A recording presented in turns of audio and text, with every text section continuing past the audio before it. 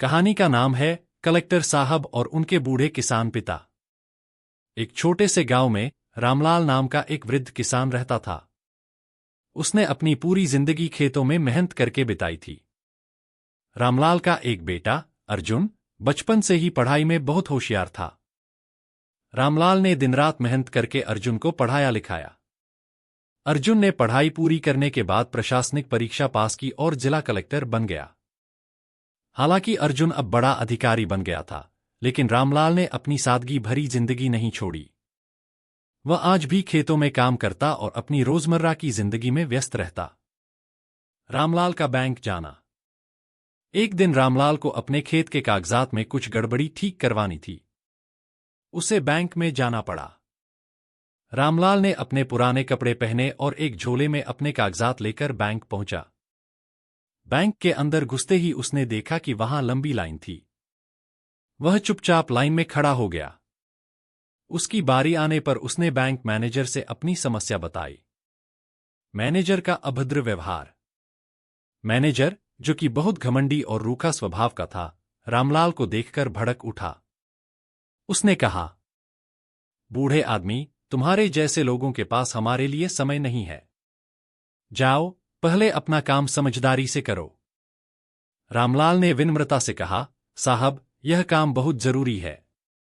मेरे पास समय नहीं है। कृपया मेरी मदद करें। मैनेजर ने उसकी बात सुने बिना ही गुस्से में उसे डांटना शुरू कर दिया। तुम जैसे अनपढ़ किसानों को बैंक में आने का भी शऊर नहीं है। जाओ यहां से। उसने रामलाल को धक्का देकर बाहर निकाल दिया। अर्जुन को घटना का पता चलता है। रामलाल इस अपमान को सहन नहीं कर पाया। वह चुपचाप अपने गांव लौट आया। गांव में जब उसने यह बात अपने बेटे अर्जुन को बताई तो अर्जुन को बहुत गुस्सा आया। वह सोच भी नहीं सकता था कि उसके पिता के साथ कोई ऐसा दुर्व्यवहार कर सकता है।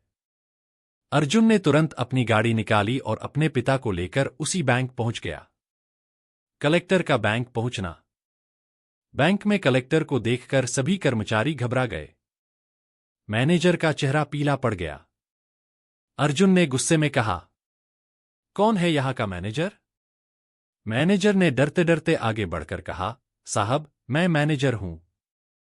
अर्जुन ने कड़क आवाज में कहा, क्या आप जानते हैं ये मेरे पिता हैं? आपने इनके साथ ऐसा अपमानजनक व्यवहार क्यों किया? मैनेजर ने हकलाते हुए कहा, साहब, मुझे नहीं पता था कि ये आपके पिता हैं। अर्जुन ने गुस्से में कहा, क्या सिर्फ मेरे पिता होने पर इनका सम्मान होना चाहिए?